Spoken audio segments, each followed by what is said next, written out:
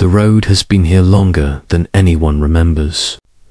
They call it the King's Road, though no one has seen a king use it for 100 years. It's a long, stubborn line of dirt and cobblestones, cutting through hills and forests, stretching from one quiet town to another. On the best days, it's full of life, carts, horses, gossip, and the smell of bread from someone's sack.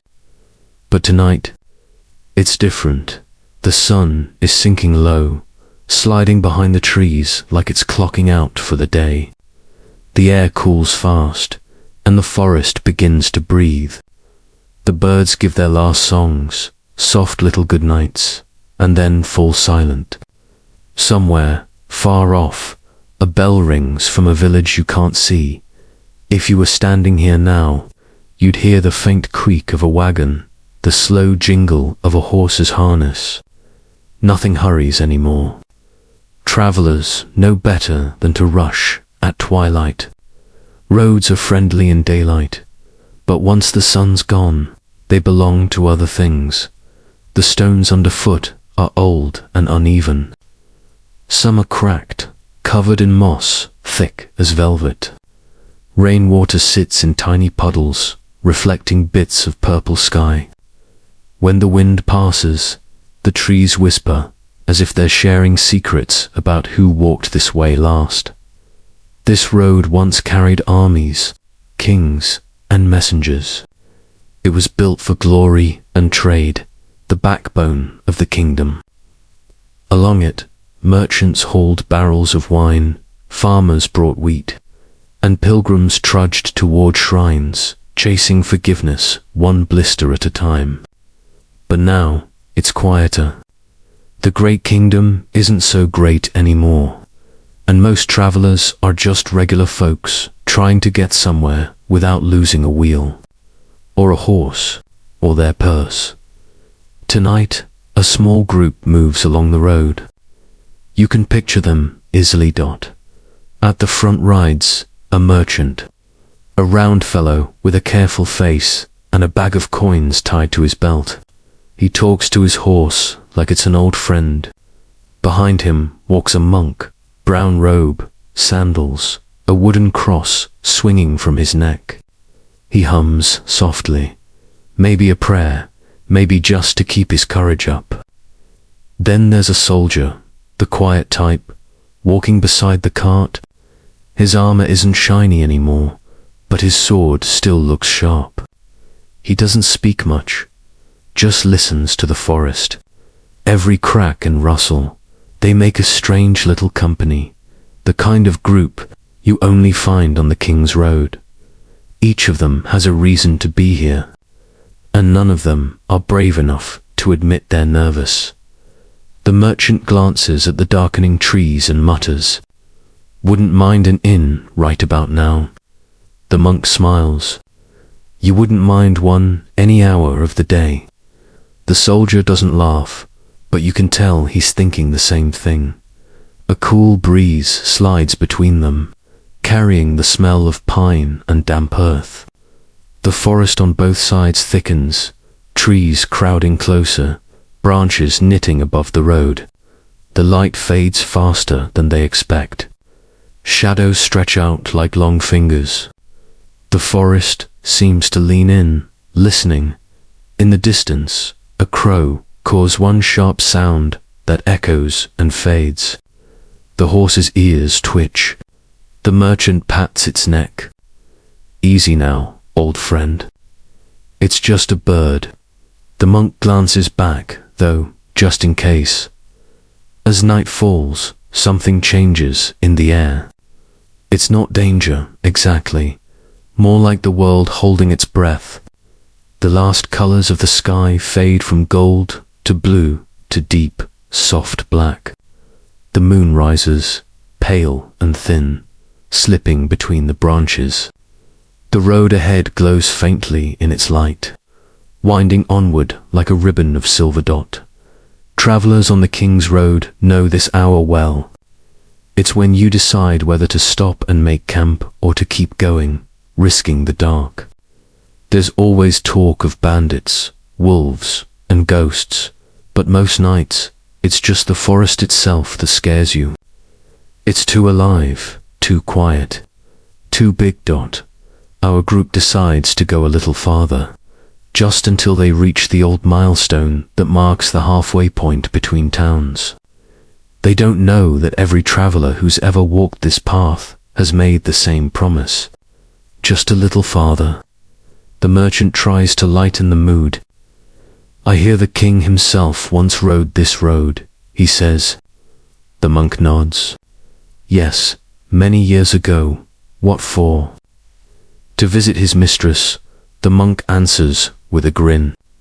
Even the soldier laughs this time, though it comes out more like a cough. Their laughter drifts through the trees, bounces off the trunks, and fades. For a moment, it feels almost safe again. As they move on, the forest begins to show its night colors.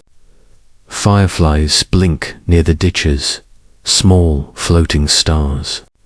The path glows in patches where moonlight spills through the leaves. Somewhere nearby, water trickles.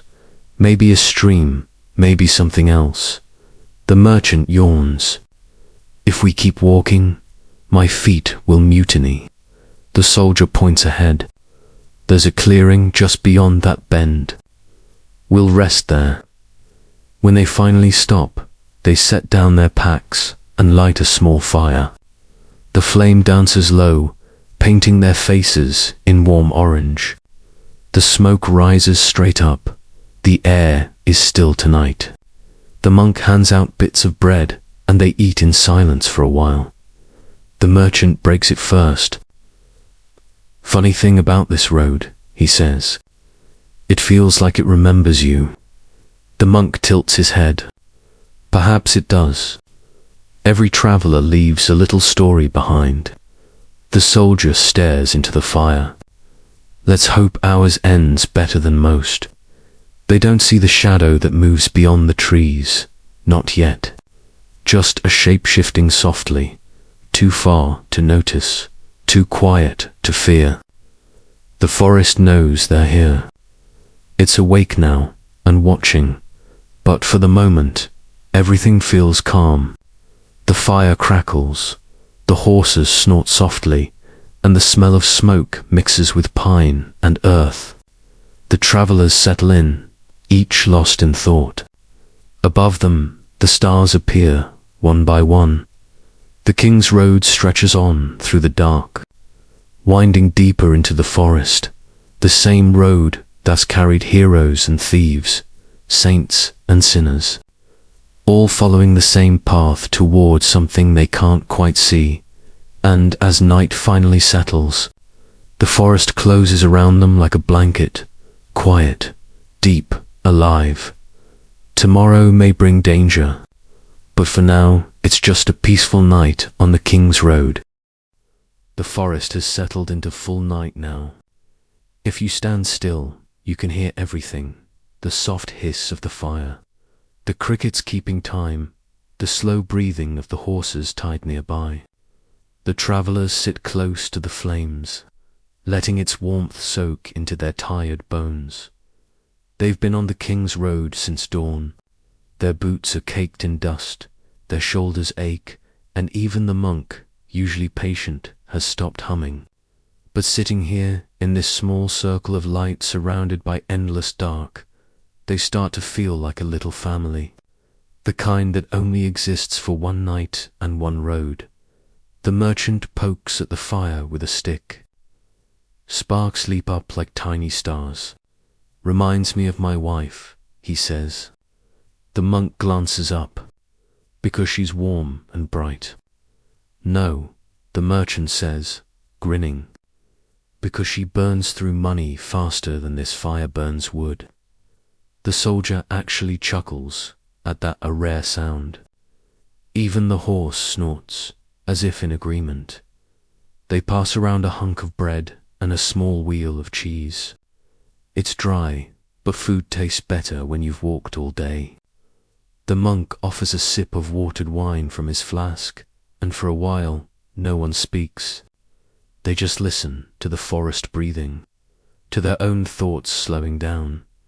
If you've ever sat by a campfire, you know how it goes. The longer you stare into the flames, the quieter your mind becomes.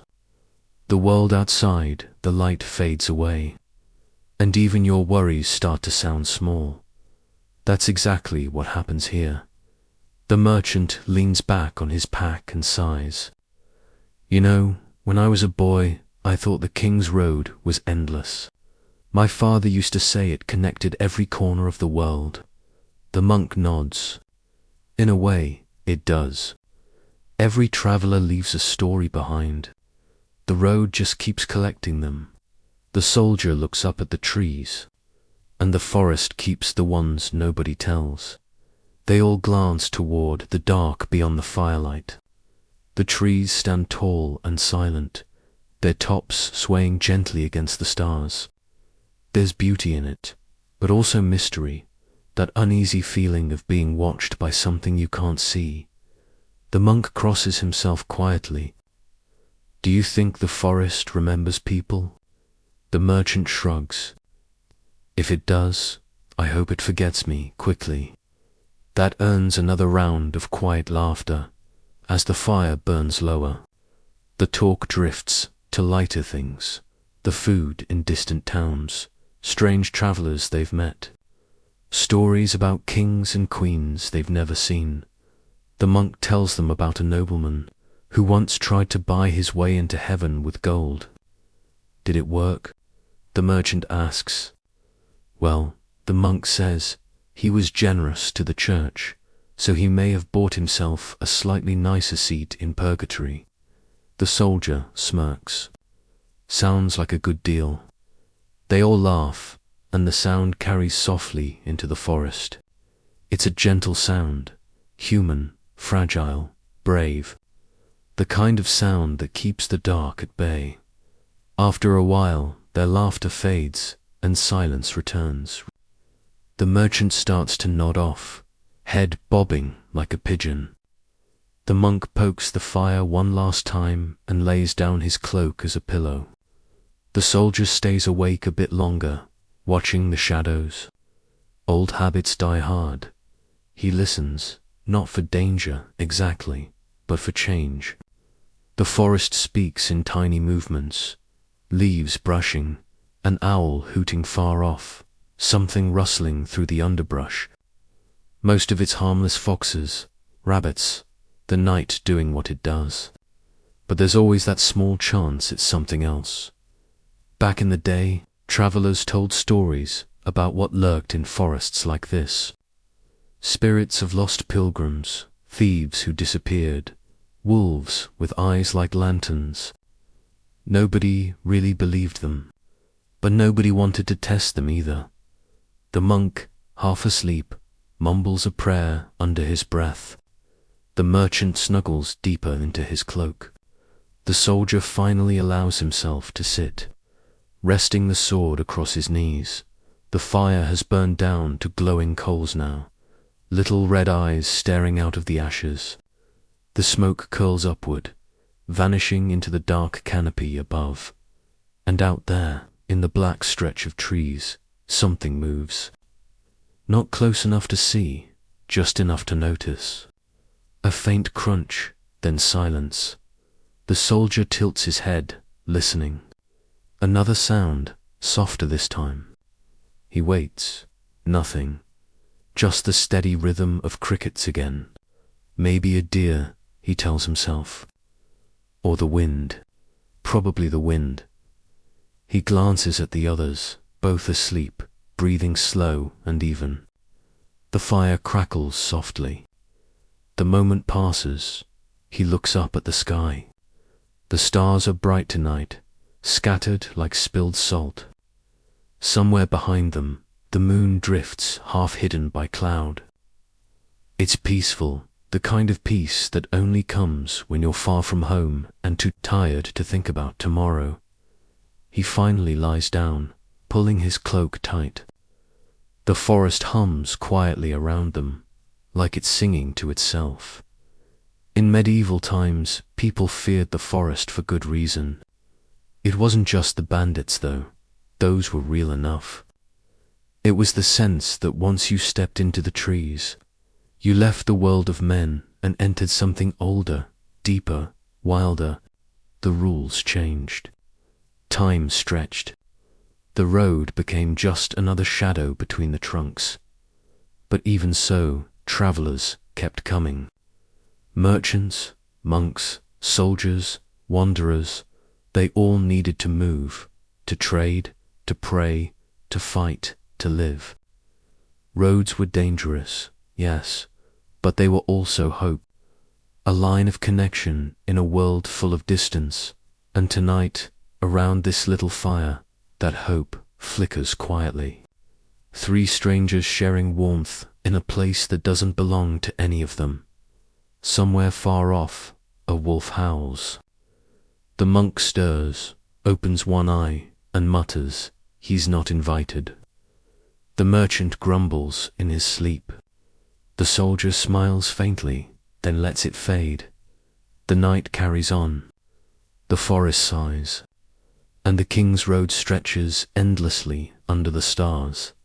A thin, stubborn ribbon of human will, running straight through the wild heart of the world by morning.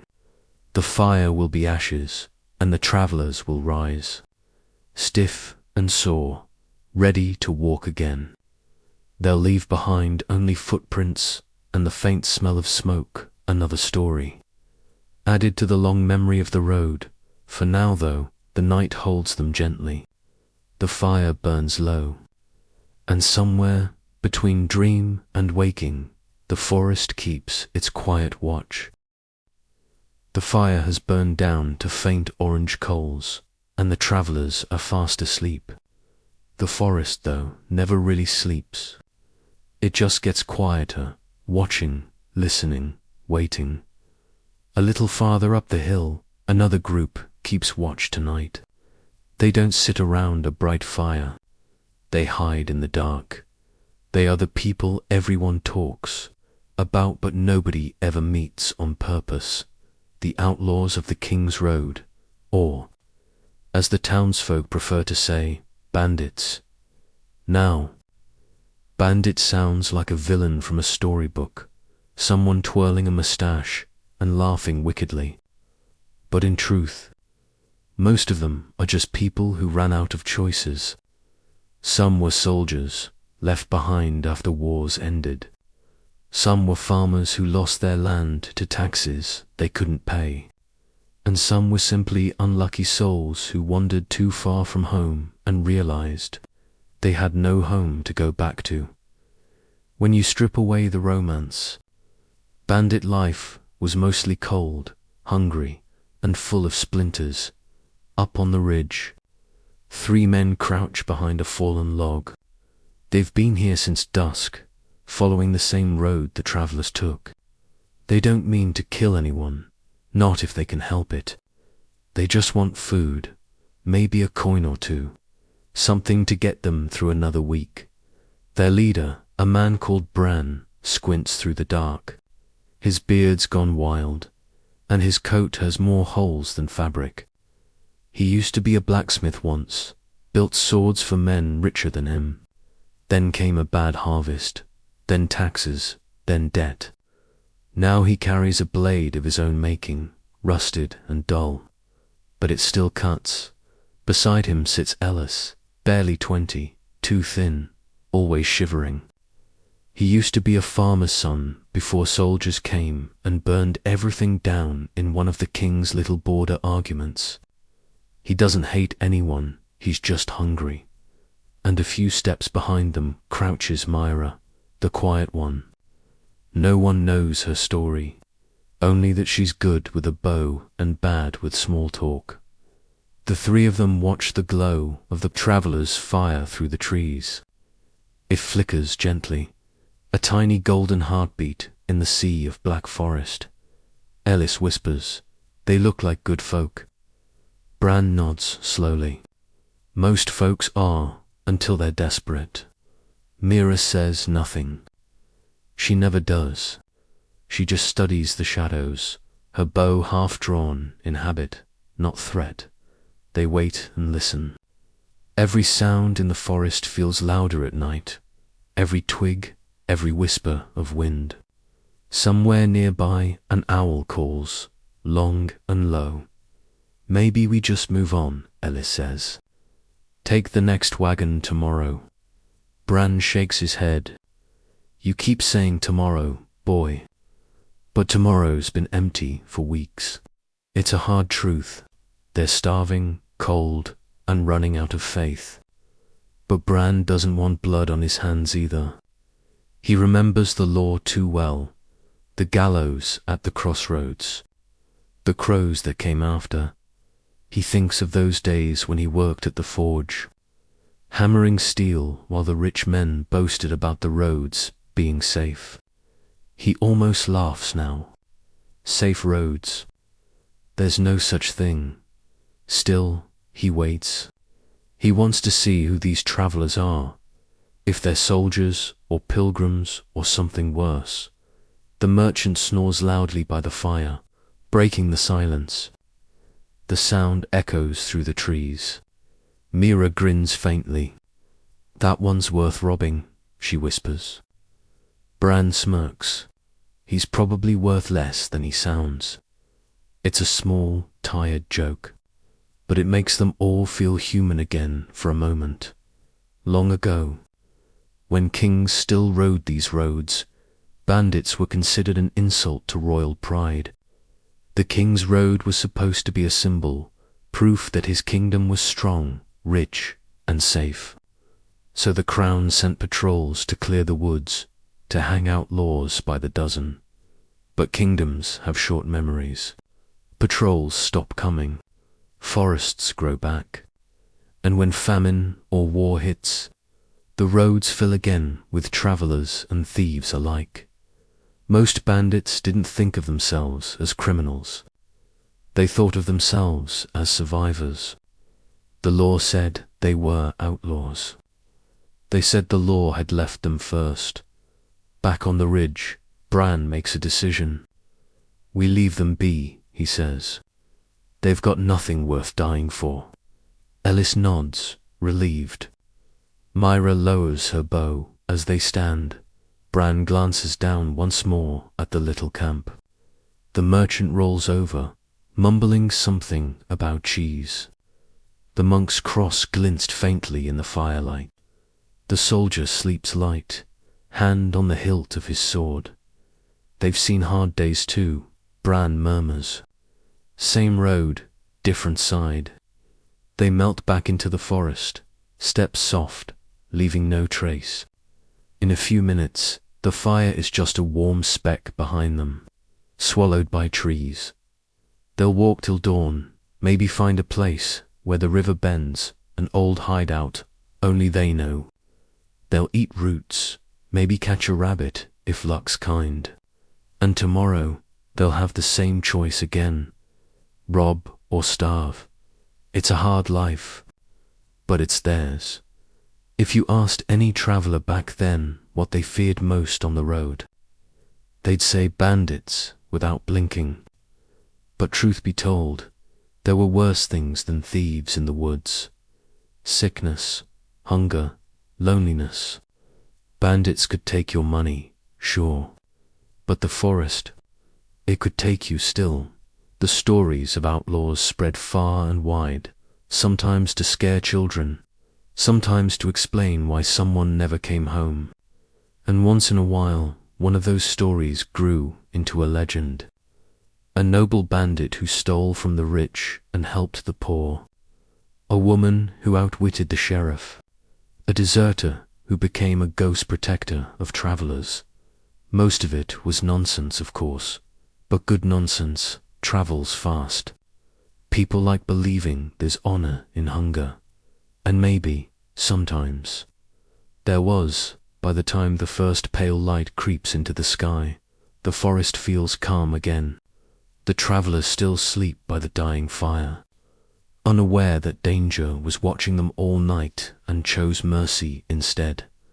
Bran's group is long gone, leaving only a few broken twigs and a footprint in the mud. The road lies silent, stretching between kingdoms and lifetimes. a place where the desperate and the decent often look the same in the dark. The King's Road keeps its secrets well. It always has, and as the first bird sings and the light begins to return, the world forgets the bandits for another day.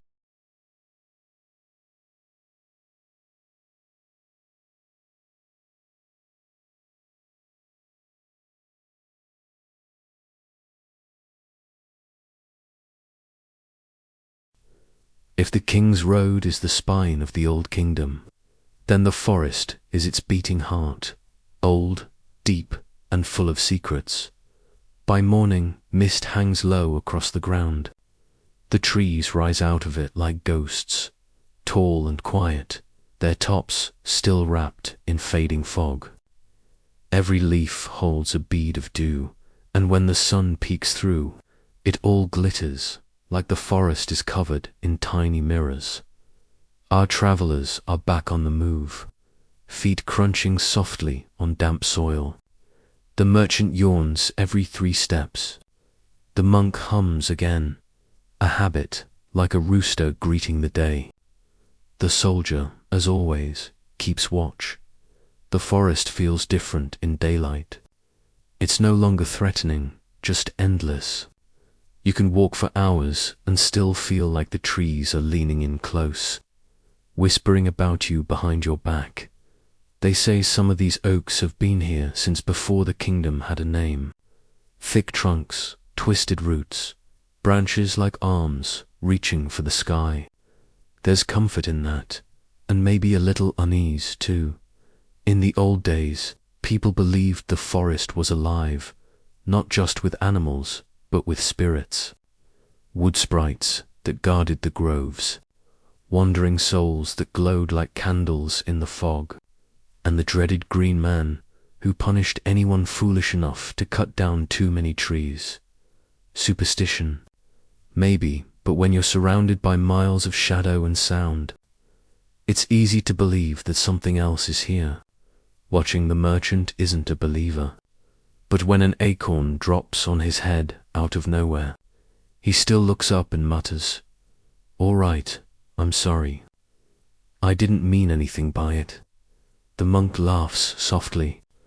Perhaps the forest just wanted to greet you. Next time, the merchant says, it can send a message by bird instead. The soldier just shakes his head, hiding a smile. The deeper they go, the thicker the canopy becomes. The sunlight filters through in broken patches, making the road ahead shimmer in green and gold. You can smell everything here: wet bark, moss, flowers, old leaves. It's like walking inside a memory of spring. Little animals dart between the roots: rabbits, squirrels, the occasional fox. Once, a wild boar crashes through the underbrush, grunting and stomping before vanishing again. The merchant nearly jumps out of his boots. The monk calmly says, "He's gone now." The merchant replies, "So is my heart." They laugh and keep walking, the forest swallowing the sound. Forests were everything back in those days. They were supermarkets, hardware stores, and pharmacies all in one. Need food, hunt, trap, or gather berries. Need wood for your roof or cart. Take an axe, though carefully not all trees were fair game. Need medicine. The monks knew which herbs to pluck and which would kill you faster than your illness. But forests were also dangerous. Wolves roamed freely, bears too, in some regions. And then there were outlaws, ghosts, and plain old getting lost, which happened more than anyone admitted. The monk tells a story as they walk, about a man who wandered too deep into the woods and came out years later, convinced he'd only been gone a day. The merchant frowns. That's ridiculous. The monk shrugs. Maybe. But that's what his wife told him when he came home and met his grandchildren. There's something strange about how time feels under the canopy. The air stays cool even when the sun is high. The light moves slower. The hours blur together. Travelers sometimes said that the forest didn't follow the same rules as the world outside. It wasn't ruled by kings or seasons. It belonged to itself. And, in a way, that's true. The king's forest, that was what the crown called places like this, was technically royal property. Cutting a tree without permission could get you fined, or worse. But out here, far from the castle, the forest doesn't seem to care who wears the crown. The monk glances up at a huge oak and says, "If trees had crowns, they'd look like that one." The merchant nods. "Aye, and that one doesn't charge taxes." The soldier just keeps walking, his eyes scanning the shadows. It's habit, the way his ears pick out every noise, his hand never too far from his sword. By midday, they stop by a stream. The water is clear and cold, flowing gently over smooth stones. The horses drink first. Then the monk kneels to fill a small flask. The merchant splashes his face, sighing with relief. The soldier squats near the bank, scanning the mud. "Footprints," he says. The others freeze. "Human?" The merchant asks. The soldier nods. "Old, maybe from last night. Just 1 or 2 sets." The monk looks around. "Bandits?" "Could be," the soldier says, then shrugs. "Could also be someone taking a shortcut home." They all glance into the forest beyond the stream, tall pines rising into mist. There's no movement, no sound except the water. The merchant clears his throat. "Let's assume it was the shortcut man." They rest a little longer, eating what's left of their bread. The monk blesses the food. The merchant blesses the idea of having more food later. As they pack up to leave, the monk takes one last look at the water. "Do you ever wonder," he says, "how many feet have crossed this stream before us?" The merchant chuckles. "Too many, judging by how slippery it is." The soldier just hums. "A lot." And most of them didn't know where they were going either. Back on the road, the forest begins to change again. The trees thin slightly, the path widens, and patches of blue sky peek through the leaves. Sunlight glints off the soldier's armor, and for a moment, it looks almost new again. They're all quiet now, each lost in thought. Maybe thinking about home, or what counts as home these days. Maybe just enjoying the silence that feels heavy but kind. The forest hums around them, the sound of bees, the wind shifting, the endless rustle of life going on. If you were there, walking behind them, you might feel a strange calm settle over you too. The kind that makes you breathe slower, listen harder. Because in places like this, it's easy to remember how small we are and how beautiful the world still is, when no one's trying to own it as the day fades. The road bends deeper into the trees again. The light grows soft and golden, slipping through the branches like honey. The shadows grow long and familiar. The merchant sighs. "I swear, the forest keeps giving us the same trees." The monk smiles. "Maybe it's testing our patience." The soldier looks ahead, or leading us somewhere. The monk raises an eyebrow. "You think the forest leads?" "Everything leads somewhere." The soldier says simply. The forest hums again, like it agrees. By the time dusk starts to fall, they're ready to stop. They find another clearing, this one near a big fallen log covered in moss. It feels like a safe place as they light their evening fire. The forest glows in the half-light greens and golds melting into soft blue shadows. The air smells of wood smoke and pine. The merchant leans back and sighs. If this road had an inn every few miles, I'd be a happier man. The monk grins. But then you'd miss all this beauty. I'd trade a little beauty for a mattress, the merchant says. They laugh quietly as night slips in, and the canopy above them swallows the stars one by one. The forest listens, as it always does. It doesn't judge. It doesn't rush. It just keeps growing, keeping secrets, holding time like water cupped in a giant leafy hand. And somewhere, far away, the King's Road continues, cutting through the forest's heart, as it has for centuries, reminding the world that even in the wild, people still find a way forward. The forest sleeps differently for everyone. For the travelers, it's a patch of peace between long, uncertain miles. For the bandits, it's home, uncomfortable, yes, but familiar. Deep in the woods, where the light barely reaches, the bandits' camp flickers with a small, smoky fire. It's hidden under a thicket of trees, the kind of place you could walk right past without noticing unless you tripped over someone's boots.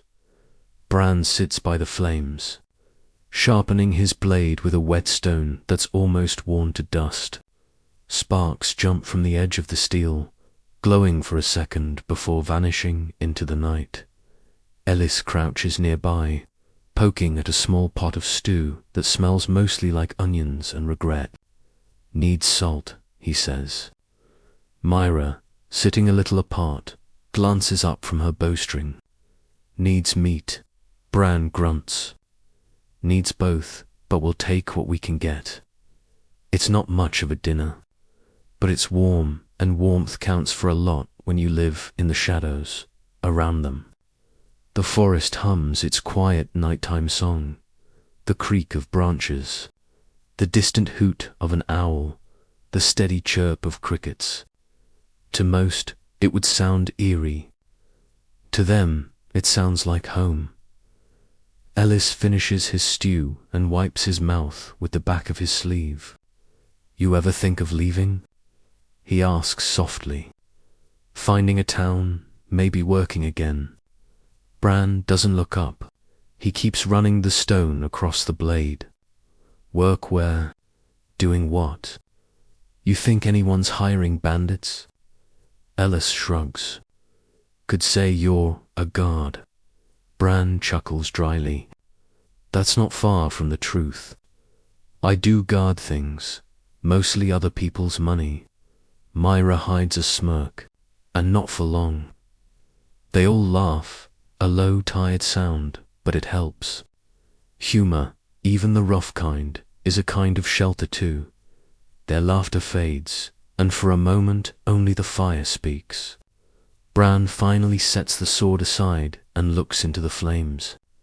He remembers the forge, the rhythm of hammer on steel, the smell of smoke and metal, the glow of the molten iron. There was heat back then, too, but not this kind. This fire doesn't build. It only burns. Truth is, Bran says quietly, I didn't plan to end up here. None of us did. Ellis pokes at the dirt with a stick. Then why stay? Because leaving's harder than staying, Bran says. Out there, you're a criminal. In here, you're just forgotten. That's the strange mercy of the forest. It doesn't care who you are. Myra glances up at the stars peeking through the treetops.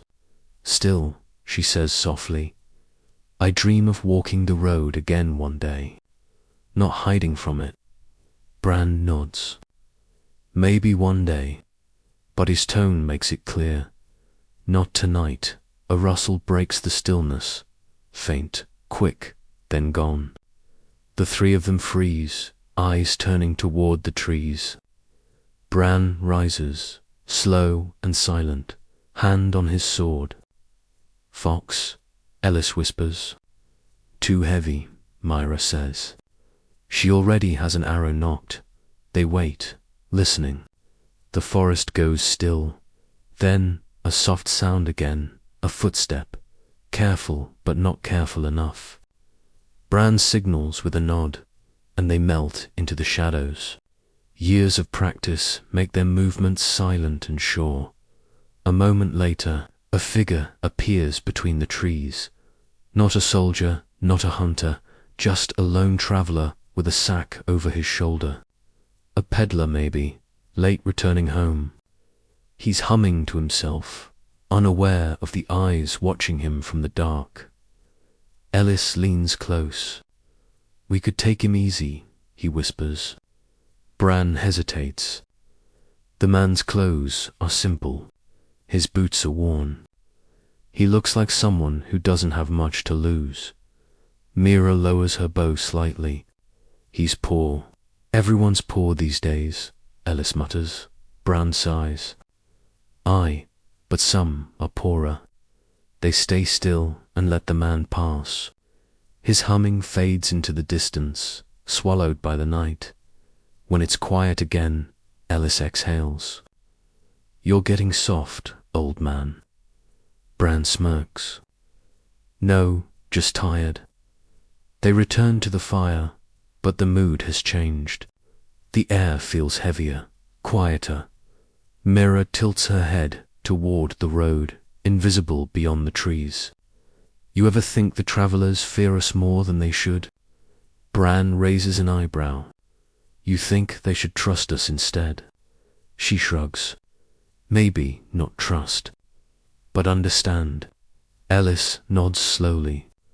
"They see monsters, but we're just hungry folk trying not to die." Bran pokes the fire.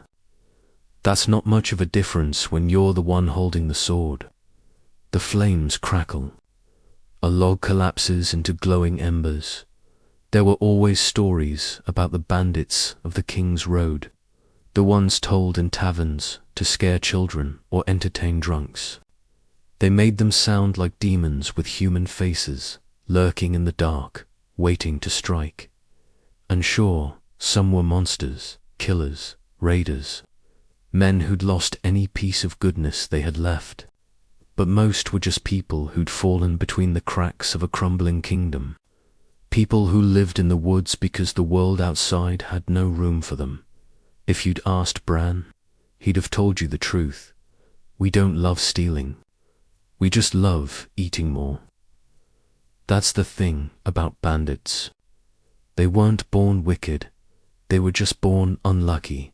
Later, as the fire dies down to red ash, Mira volunteers to take the first watch. She sits with her bow across her lap, eyes scanning the darkness.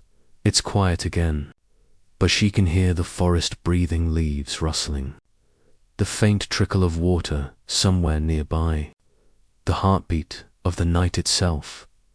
Sometimes she thinks she can hear whispers in the wind, voices from the trees, or maybe just memories. Behind her, Bran and Ellis sleep. The fire crackles softly, painting their faces in orange and shadow. Mira hums under her breath, a tune her mother used to sing before everything went wrong. It's slow and low, almost blending with the night sounds. For a moment, even the forest seems to listen.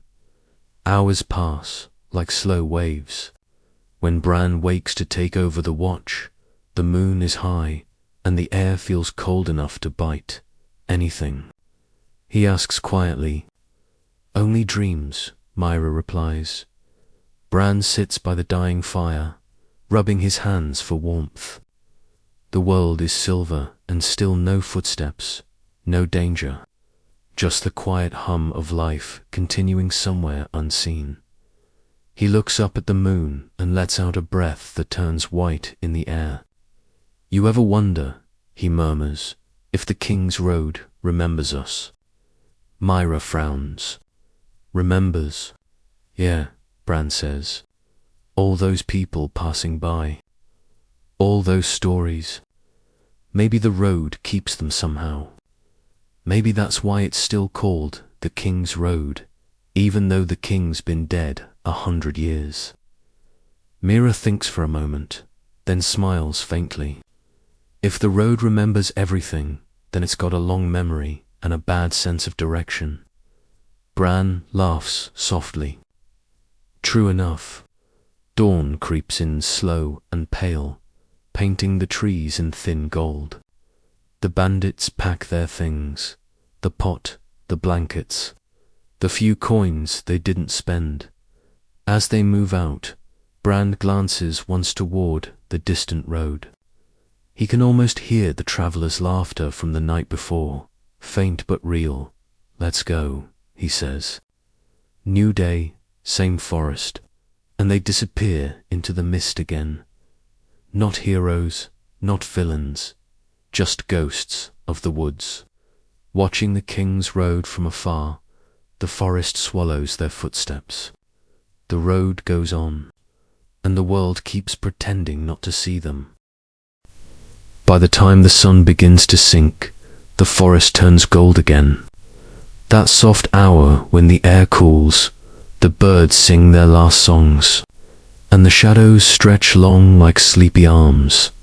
The travelers find a clearing not far from the road, a quiet patch of moss, a few flat stones, and a fallen tree that will make a fine bench. The monk declares it a perfect spot, and since nobody's in the mood to keep walking, everyone agrees. The merchant sets down his pack with a heavy sigh that sounds more dramatic than necessary. Finally, he says, "If I'd taken one more step, my feet would have formed a rebellion." The soldier smirks. "They'd lose. You've crushed worse things under those boots." The merchant laughs. "True, I crushed a very expensive bottle of wine once. Still hurts to think about." They unpack in easy silence. The monk gathers wood. The soldier strikes flint. The fire comes alive with a soft whoosh, and soon the clearing fills with the glow of flickering light. The flames dance between them, and for a little while, they forget the cold. Dinner is simple: bread, dried meat, and a pot of thin soup the monk somehow manages to make taste decent. The merchant insists it's the best meal he's had in weeks, though that might just be because it's warm. When they're full and the forest begins its nightly chorus, owls, crickets, the rustle of unseen feet, the monk leans back, watching the sparks drift into the night. "You know," he says, "in every monastery I've visited, the brothers tell stories after supper. It helps pass the dark hours." The merchant perks up. "Stories. Now that's a language I speak." The soldier chuckles. "Of course you do. Probably charge people to listen." "Only if it's a good story," the merchant says. "And mine are always good." The monk smiles. "Then perhaps we begin with you, me." The merchant straightens up, brushing crumbs from his coat. Gladly, he clears his throat and puts on the voice of a born storyteller. "Picture this," he says, waving a hand. "A bustling market in the city of Varen, the air thick with the smell of roasted almonds and roasted tempers. I'm there, humble and honest." The soldier coughs. "Mostly honest," the merchant corrects, "selling fine fabrics from the south. A lady comes by, not just any lady, but one of those who wear perfumes so strong it could start a fire. She says, 'Sir, this cloth is lovely, but I fear my husband will notice if I spend the coin.'" The monk chuckles. "A reasonable fear." "Indeed," says the merchant. "But I, being the helpful man I am, told her I could sell her the cloth at half the price, if she let me deliver it after sunset." The soldier raises an eyebrow. "And her husband was home, sleeping soundly," the merchant says proudly, "until he wasn't." They all laugh as he describes the mad dash out the window, the chasing dogs, the cart of cabbages he landed in, and the poor farmer who shouted that he'd ruined his dinner. Ah, the merchant sighs. Love and trade, both dangerous professions. The monk claps softly. A fine story, though perhaps not one you should tell in a monastery. The merchant grins. Monks need laughter too. Indeed, says the monk, and perhaps now it is my turn. He folds his hands in his lap and stares into the fire. When he speaks again, his voice is softer, calmer, like a bedtime prayer carried on the wind. Years ago, he begins. Before I took my vows, I walked these same roads, searching for something I could not name. I stopped at every village, asking for work, for bread, for meaning. Most doors closed, but one old woman invited me in. The others listened quietly. She gave me soup, the monk continues, and said, "You look like a man who's lost more than his way." I told her I'd lost everything. She smiled and said, "Then you are lucky. That means you can begin again." He pauses, watching the flames twist. I stayed the night, helped her mend her fence, and left at dawn. I never saw her again. But that one sentence, it changed everything. Sometimes the road gives you what you need, just not when you expect it. The merchant nods slowly. Wise woman, the soldier murmurs, wish the road was that kind to everyone. The monk smiles faintly. It is. We just don't always see it that way. They sit for a while in silence. The fire crackles softly, throwing long shadows on the trees. Finally, the soldier speaks. His voice is low, rough around the edges. "I've got a story too," he says. "Not a funny one." The others nod, and he continues. "Years ago, during one of the border wars, I served under a captain who believed the forest made men weak. Said too much green made you forget you were at war. One night, we camped in the woods, not far from here, maybe. We were tired, cold, just wanted to sleep. But he ordered us to stay awake and watch the trees, as if they were enemies." He pauses, staring into the fire. Then came the fog, thick as soup. Couldn't see your hand in front of your face. We heard movement, branches snapping, whispers. We thought it was the enemy, so we fired arrows into the dark. When the fog cleared, he swallows. There was no enemy, just deer. We'd killed half a herd for nothing. The captain laughed, said it would feed us well. But I couldn't eat that night, not after hearing them cry. The fire pops. No one speaks for a moment. The monk finally says, "War makes ghosts of everyone, even the living." The soldier nods. That's why I left. Figured the forest had enough ghosts already." The merchant clears his throat softly. "Well," he says, "my stories may not have wisdom or tragedy, but at least they don't make me sad." The monk smiles. "That's why we need both kinds." They all fall quiet again. The night hums around them, the sound of crickets, the rustle of the wind, the steady heartbeat of the forest. The fire burns low, glowing like a lantern in a sea of darkness. After a while, the merchant pulls his blanket closer and yawns. "If I start snoring, just throw a pine cone." "I'll throw two," says the soldier. "Then I'll snore louder," the merchant mutters, half asleep already. The monk chuckles softly. "Peace be with us all," he murmurs, and slowly the night settles deeper. The stories hang in the air, mingling with the smoke, drifting upward like prayers. Each tale of laughter, loss, and quiet courage joins the forest's long memory, becoming part of the countless whispers that have passed along the King's Road for centuries. Somewhere far away, a wolf howls. The fire flickers once, twice, then then steadies again. The travelers sleep, not knowing if dawn will bring more danger or more wonder. But for this one night, the forest feels almost kind, and the king's road, silent beneath the stars, holds them all, the travelers, the bandits, and the stories they carry in its ancient, endless arms. The night stretches long and quiet, but even quiet has its sounds. Somewhere deep in the forest, the wind sighs through the treetops. Leaves rustle softly, brushing against each other like whispers passing from branch to branch.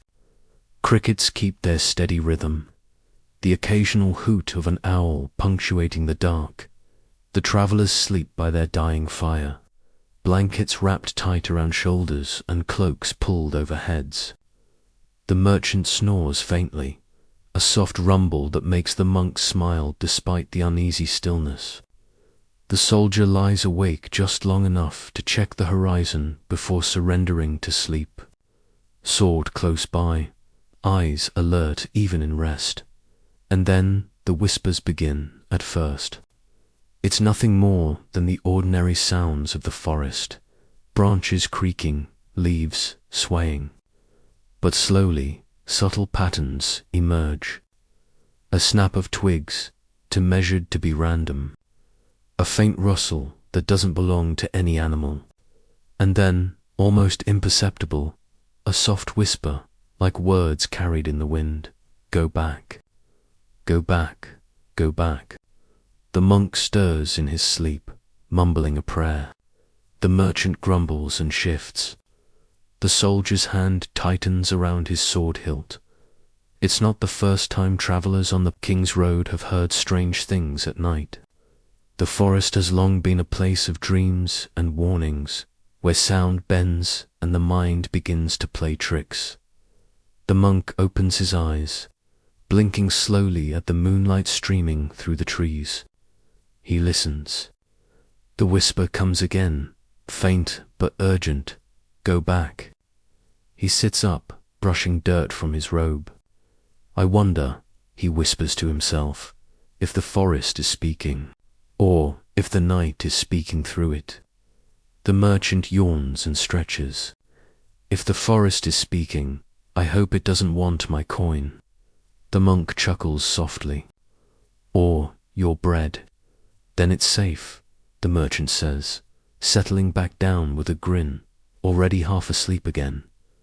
The soldier, however, rises quietly and moves to the edge of the clearing. His eyes scan the trees, catching every shadow, every glimmer of movement. The whispers do not frighten him. He has walked through war and famine, but they make him wary. Something is watching. Something is listening, and though he can't see it, he senses it is patient. The forest has always been patient. It has watched travelers for centuries, keeping their secrets, remembering their stories, even when the world outside forgets. For some, it offers safety. For others, it tests the limits of courage. Tonight, it does a little of both. A breeze lifts the smoke from their dying fire, sending tiny sparks floating upward like fireflies. The whispers seem to follow them, brushing past the trees and circling back. The soldier's hand twitches near his sword. The merchant mumbles in his sleep. The monk closes his eyes and prays softly, steadying his mind. Mira, if she were here, would have been already awake, bow in hand, scanning the shadows with a patience born of years of hiding and waiting. The whispers grow louder, carrying rhythm now, almost like footsteps far away on soft soil. They move around the clearing, dipping behind trees, echoing through the mist that creeps low over the ground. The monk sits up fully. Perhaps, he says quietly, we are not alone. The merchant groans. I knew that bread last night was cursed. The soldier doesn't answer. He steps closer to the edge of the clearing, listening. A single leaf drifts down from the canopy above. It lands near the fire, stirring a small puff of smoke. The whisper comes again, closer now.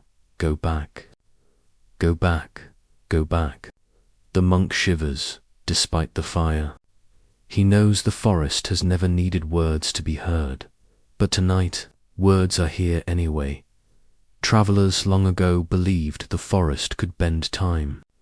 A man might step inside at sunrise and find it nightfall when he left.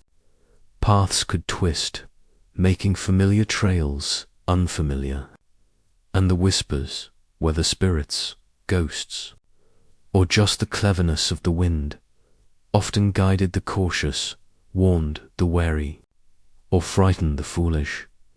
Our group listens, silent now, letting the forest tell its story. The merchant, still half asleep, mutters, "I vote we ignore it." The monk shakes his head. Sometimes it's wise to listen. Not all whispers are lies. The soldier, eyes sharp in the moonlight, mutters under his breath. Some whispers carry truth the mind can't yet handle. A soft snapping sound draws their attention to the trees beyond the clearing. Something moves, light, fast, too precise for an animal. The soldier rises slowly, sword ready.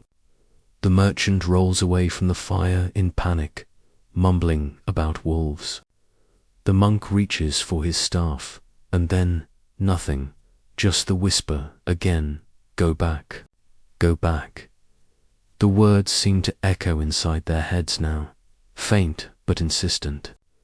The forest itself feels alive, watching them, weighing them, testing their courage. The merchant groans. "I knew walking these roads was a bad idea. I should have stayed in bed." The monk smiles faintly.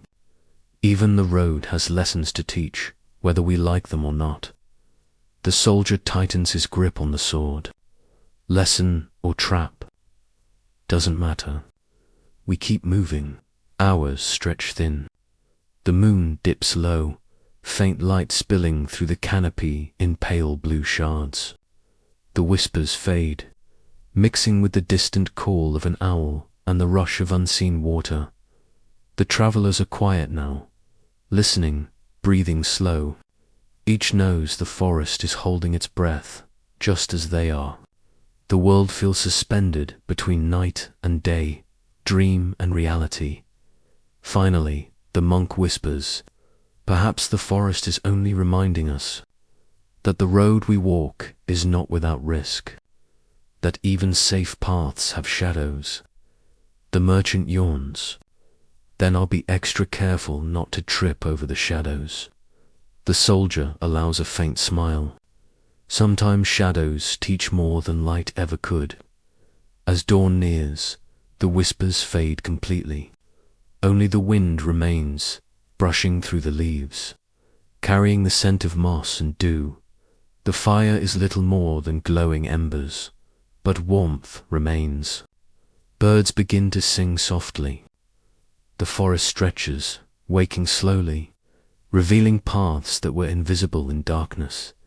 The King's Road lies ahead, winding straight and stubborn, cutting through the forest as it has for centuries. The travelers rise, brushes dirt from cloaks, adjusts packs, and prepare to continue. The whispers are gone, but their memory lingers, a gentle warning, a forest's reminder. A pause before the next chapter of the journey, and as the first golden light of morning touches the treetops, the road awaits, endless, ancient, and full of stories yet to be told. By mid-morning, the forest has changed again. Sunlight drifts through the trees in soft beams, painting the mossy ground gold. Birds chirp high in the canopy. The air smells of damp earth, pine, and a hint of smoke from last night's fire. The travelers step carefully along the King's Road, boots sinking slightly in soft soil, listening to the steady rhythm of their own footsteps. The forest feels calm, almost too calm. And in forests like these, calm can be the loudest warning of all, soon. The road splits. A fork in the path appears suddenly, as though the forest itself decided to test them. To the left, the road is well worn, rutted with carriage tracks and faint hoofprints. Sunlight reaches it easily. It looks safe, ordinary, familiar. To the right, the path narrows, disappearing into a dense thicket of trees. Shadows stretch across it, and the air smells faintly of damp leaves and moss. A soft breeze carries a whisper, almost teasing, "This way." The travelers stop. The merchant scratches his head. Well, that's convenient. Two paths. One looks like an inn, the other like a bear's living room. The monk chuckles.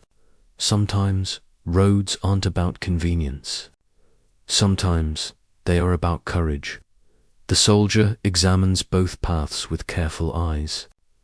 Or wisdom. Sometimes the easier path is the one with more danger in disguise. Ellis, walking slightly behind, shivers. Why can't roads ever just stay straight? The monk smiles faintly. Because life isn't straight, my boy. Roads, like rivers, like stories, bend for a reason. The merchant groans. I vote left. Bears don't pay taxes. That's a deal breaker. The left road feels safe, well trodden. Many travelers before them have gone this way. They'll meet merchants, pilgrims, maybe even a friendly farmer or two. Perhaps a village at the end, with bread warm from the oven and wine that isn't watered down. But the right road, that one calls differently, narrow, shadowed, full of unknowns. Maybe danger, maybe treasure, or perhaps just another mile of forest where the sun barely reaches. The monk kneels to inspect the soil. He points at faint tracks, a few sets of boots, maybe from yesterday. He whispers, "Someone passed this way." Not long ago, travelers like us, alone, not all returned before night. The merchant frowns. Great, I'm voting left again. The soldier's hand rests on the hilt of his sword. Left is obvious. Right is instructive. Choices teach more than comfort ever will. The travelers argue quietly, the way people do when faced with something bigger than themselves. Sometimes the debate isn't about which road is safer. Sometimes it's about who they are and what kind of travelers they want to be. The merchant sighs, "I'm a simple man. Bread, cheese, and a warm bed. That's my kind of adventure." The monk smiles. Adventure often finds us, even if we prefer comfort. The soldier shrugs. Then maybe the road chooses for us, not the other way around. Ellis looks at the right path, eyes wide. "I don't like it." "Neither do I," says the merchant. "And that's reason enough to avoid it." The monk kneels again, placing a hand on the roots of a nearby tree. Or it's reason enough to take it. After a long pause, the travelers reach a quiet consensus, partly by vote, partly by instinct. The left road will wait, perhaps for others, perhaps for them another day. They turn toward the right path. The shadows feel deeper now, but not threatening, more like a velvet curtain, inviting them into a story that only the forest knows. The trees lean closer as they step onto the narrower trail, brushing lightly against their shoulders, as if welcoming them, or perhaps warning them. The forest holds its breath. Immediately, the path changes the mood. The sounds of the forest become sharper, more intimate. Footsteps crunch softly on dry leaves. A bird flutters past, startling the merchant. who yelps faintly. The monk chuckles softly. Patience, friend. The forest will not eat you. Yet, the merchant mutters, small comfort if it decides to later. The soldier walks in front, scanning the shadows. Every snap of a twig or rustle of leaves sets his senses alert, but the tension is different than last night. Here, danger isn't immediate. It's potential, a puzzle the forest laid for them. Ellis stays close to the monk. He's quieter than usual, listening, watching, learning how to be careful without panicking. As they go deeper, the air grows cooler, damper. The canopy thickens, filtering the sunlight into green and gold patterns that dance across the mossy ground. The forest feels alive, not just with animals, but with memory. Every tree, every rock, every fallen branch seems to remember travelers who passed this way long before. The monk pauses to touch the bark of an ancient oak. Imagine, he says, all the footsteps this tree has felt, all the hands that have pressed against it for comfort, for strength, for prayer. The merchant grins. I imagine a lot of people taking naps under it too. The soldier smiles faintly, and maybe a few who never left. The words hang in the air, gentle, a reminder that the road carries history. The King's Road is not just a path through the forest. It is a line through lives, choices, mistakes, and courage. Eventually, the trail opens slightly, revealing a small clearing. Sunlight slips in through gaps in the canopy, warming the travelers' faces. A stream winds through the clearing, water sparkling like a mirror. The monk kneels by the water, cupping his hands. The merchant splashes his face and mutters about not wanting forest acne. The soldier inspects the edges, alert for hidden dangers, while Ellis crouches nearby, watching minnows dart in the stream. The forest, it seems, allows them a moment of reprieve, a pause to reflect, to breathe, to consider the choice they've made. They've chosen the unknown path. The shadows, the whispers, the possibility of danger, all lie ahead. But so does discovery, beauty, and stories worth telling. The King's Road continues, invisible beyond the trees, twisting and bending as it always has. The travelers walk on slowly, each step careful, steady. The forest leans in closer, watching them like a patient teacher. The right road may be difficult. It may hide peril and uncertainty, but it also holds the kind of moments that define journey's laughter, quiet reflection, shared courage, and the slow, creeping realization that every choice, even one that seems small, shapes the story that will follow. The merchant grumbles quietly, but even he can't deny the beauty around him. The monk hums softly. The soldier remains vigilant, and Ellis learns, in silence, the meaning of being careful and brave at the same time. The crossroads behind them disappears into shadow. Only the road forward exists now, and as the forest hums gently around them, the King's Road stretches ahead, endless, mysterious, and full of the possibilities that make a journey worth walking.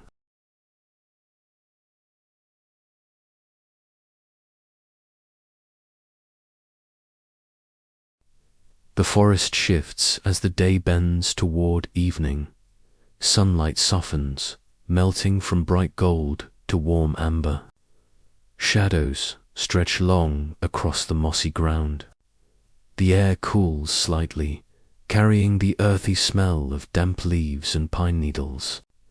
Birds sing their last songs of the day, and somewhere far away, a stream gurgles quietly, as if whispering secrets to the trees. The travelers notice the change immediately. Even the merchant, who prefers talking over observing, hushes and glances around. Feels different, he mutters. The monk nods, squatting to examine the ground. Twilight brings signs. The forest speaks louder, clearer, sometimes warnings, sometimes guidance. The soldier simply tightens his grip on his sword, and sometimes trouble walks in before the sun leaves. Ellis shivers. I don't like shadows. Most don't, the merchant says, but some shadows are friendly. Sometimes, as they walk, subtle clues appear, the forest telling them its story in signs only the patient notice. A branch bent strangely across the path, like it had been pressed by a careful hand. Footprints in the soft earth, too big for the local deer, but too faint to be recent. A sudden silence among the birds, as if something had passed and they had paused in respect or fear. The monk kneels to examine one mark in the soil. Someone or something has been here, he whispers. Not travelers like us. Maybe bandits, maybe hunters. But notice how they avoid the stream. They move carefully, purposefully. The soldier nods. They know the forest. That's always the hardest kind to face. The light fades gradually. The trees, already tall, now grow almost black, looming above them like silent sentinels. Shadows twist between trunks. Even the moss glows faintly green under the last sun rays, as if the forest itself were holding its breath. The merchant groans. I vote for daylight forever. Twilight is too dramatic. The monk smiles faintly. Twilight is the forest's way of teaching patience. It reminds you to notice the small things before the dark swallows them. The soldier grunts, or the forest's way of reminding you that the dark is coming, and it brings things you may not want to meet. Ellis glances nervously at the shadows, gripping the monk's sleeve. Do we run? Not yet, the monk whispers. Not until we know what we face. As the king's road curves, the forest offers more subtle signs. A bird takes flight in sudden alarm. A rabbit darts into the underbrush, ears twitching. Somewhere distant, the low growl of a wolf, though faint, it sends a shiver down every spine. The forest is alive. Not menacing, exactly, just watchful, the merchant mutters. I didn't sign up for a wildlife documentary. The monk laughs softly. Consider it an education in observation. The soldier grunts, scanning the trees. Or an education in survival. Twilight brings shadows that are more than just shapes. They move differently, shifting in ways the mind struggles to follow. The path ahead seems narrower, as if the trees have leaned in closer to watch. The forest is quiet now, but the quiet itself feels intentional, pregnant with possibility, and maybe peril. A fallen log across the path appears suddenly, as though it dropped just to test them. The merchant trips over it, cursing quietly. The monk chuckles. Even the forest enjoys humor. The soldier lifts the log carefully, and the merchant mutters about, never seeing the humor. Ellis stays close, whispering softly to himself, careful, careful, and then small signs begin to appear along the forest floor. Broken twigs arranged in almost deliberate patterns. Leaves pushed aside as if someone had walked through here recently. The monk pauses. Look closely. These are markers, warnings, perhaps, or instructions. Someone wants us to notice, or to be careful. The merchant peers over, squinting. Instructions. From whom? Forest elves. Could be, the monk says softly, smiling faintly. Or bandits. The soldier's grip tightens. Not elves, definitely. Bandits, or someone else entirely. Ellis swallows. Someone else, who... Don't know, the soldier whispers, scanning the darkness. But we'll find out soon enough.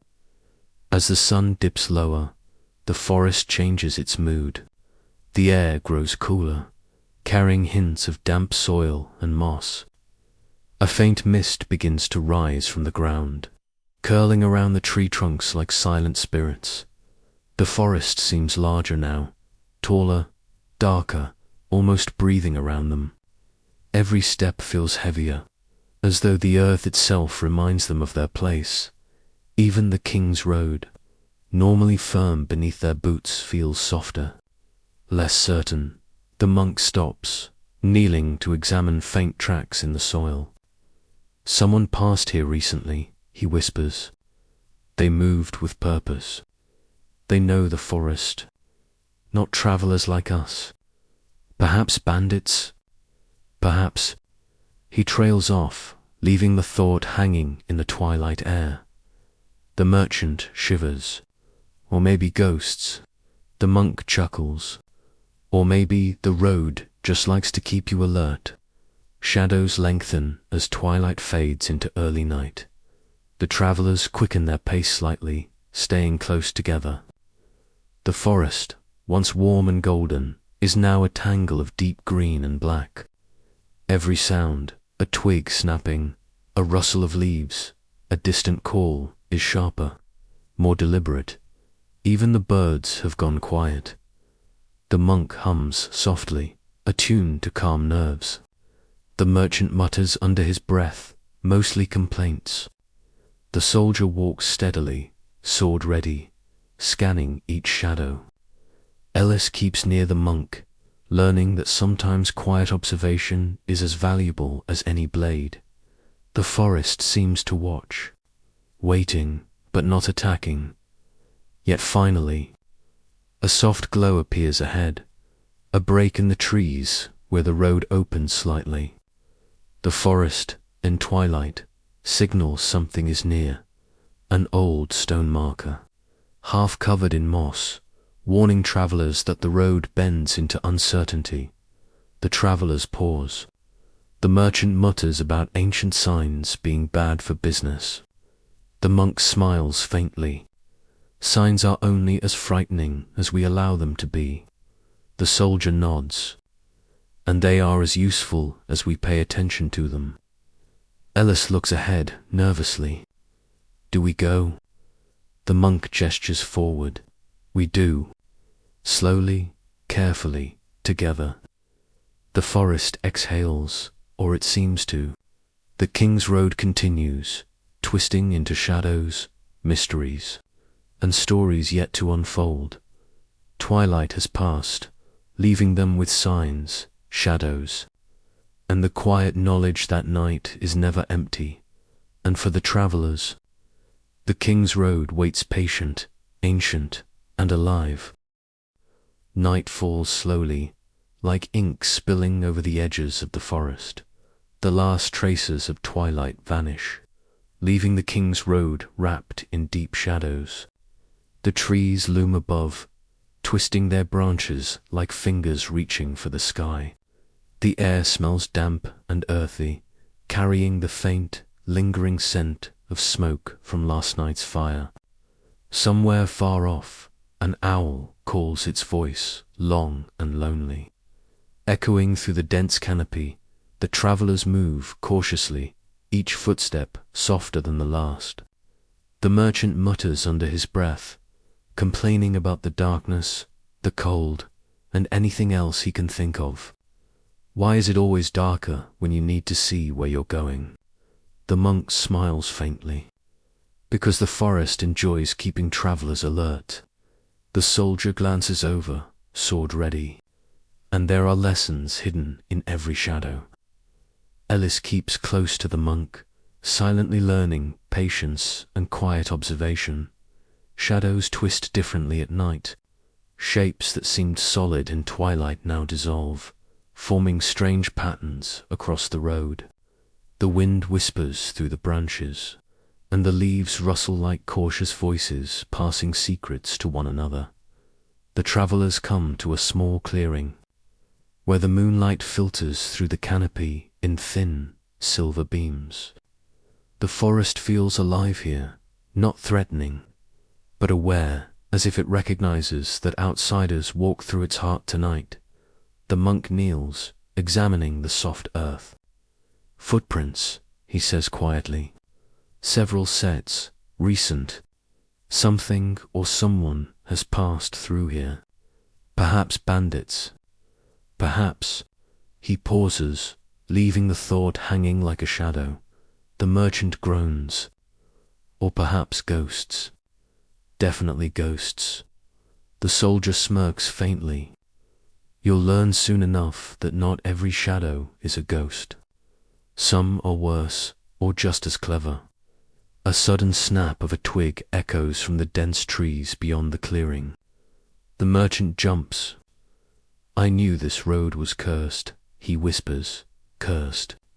Perhaps just clever, the monk says softly. The soldier raises his sword, eyes scanning the darkness. Stay calm, watch and listen. That's how we survive the night. The clearing is quiet again. Too quiet. Even the distant stream seems to pause, holding its breath. The moonlight glimmers on the moss-covered stones, creating patterns that look like faces, or perhaps the forest's way of testing them. Ellis swallows hard. Do you think they're watching us? Perhaps, the monk whispers, or perhaps the forest is simply reminding us we are not alone. The first real encounter comes slowly, almost casually. A soft rustle from the edge of the clearing, followed by a low growl. The travelers freeze. The sound is familiar. Wolf, maybe, but not quite. There's a cunning in it, a patience. It moves around them, circling, hidden, testing. The merchant whispers, I didn't sign up for this. The soldier steps forward, sword ready, scanning for movement. Remember your lessons. Quiet observation first. Action second. The monk kneels again, hands hovering over the ground, feeling vibrations. Patience, he murmurs. The forest teaches it now. A pair of glowing eyes appears from the underbrush, then another. The merchant's knees knock together. Why must eyes glow at night? It's unnatural. The monk chuckles softly, because the forest likes to remind us how small we are. Slowly, more shapes emerge, not animals, not ghosts, but figures moving with careful, deliberate steps. Bandits, finally. The signs from twilight make sense. The broken twigs, the footprints, the warnings all led to this moment. The bandits stop at the edge of the clearing, hidden in shadow. They watch, silent, like shadows themselves. One steps forward, voice low, almost teasing. Well, travelers, fancy meeting you here. The merchant gulps audibly. The soldier tightens his grip on his sword. The monk raises a hand in calm. We mean no harm. We are passing through. The bandits laugh softly, not cruelly, but with a practiced ease. Passing through, the leader says. That's a funny way to describe it. You see, the forest doesn't let anyone pass without notice. And the King's Road, well, it has its own rules. Ellis trembles slightly, clutching the monk's robe. The monk whispers, keep calm. Speak only if necessary. Let the forest guide your words. The night stretches on in a tense silence. The travelers and the bandits watch each other. The forest listens. Even the moonlight seems to hesitate. Finally, the merchant blurts out nervously, I have wine. It's not much, but the bandits laugh. Wine, that's your bargaining chip. The monk steps forward calmly. Sometimes kindness is stronger than steel. Perhaps we share what we have, and the forest will remember our respect. The bandits look at each other, surprised at the monk's quiet courage. Slowly, they nod. A moment later, wine is poured into rough wooden cups. Bread is broken and shared. Stories are exchanged, not of adventure, but of survival, of days on the road, of small victories and losses. The forest hums quietly around them, approving or at least observing. The merchant mutters softly to the monk. "I think you just saved us from a long night of impalement." The monk smiles. The forest, perhaps, had a hand in it too. Night deepens. The travelers and bandits settle near the fire, careful, cautious, but calmer than before. The forest glows faintly in moonlight, shadows stretching but no longer threatening. The whispers of twilight are gone, replaced by the soft crackle of flames and the distant hum of nocturnal life. The King's Road continues beyond the trees, unseen but ever present, winding through darkness and shadow.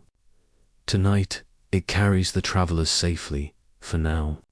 The forest holds its secrets, revealing just enough to test courage, patience, and respect. And as the night stretches onward, the travelers realize something quiet, gentle, and true. The forest is not just a place of danger. It is a keeper of stories, a guardian of time, a silent teacher of lessons far older than the roads that cross it. Tomorrow, the journey will continue. Tomorrow, the road will bring new challenges. But tonight, the forest allows them peace. The travelers rest, sharing warmth and quiet laughter. Even the merchant grumbles less, the soldier's eyes soften, and Ellis sleeps with the comfort of knowing he has survived the forest's first true test, and the King's Road wins on patient, endless, and full of secrets waiting for the dawn.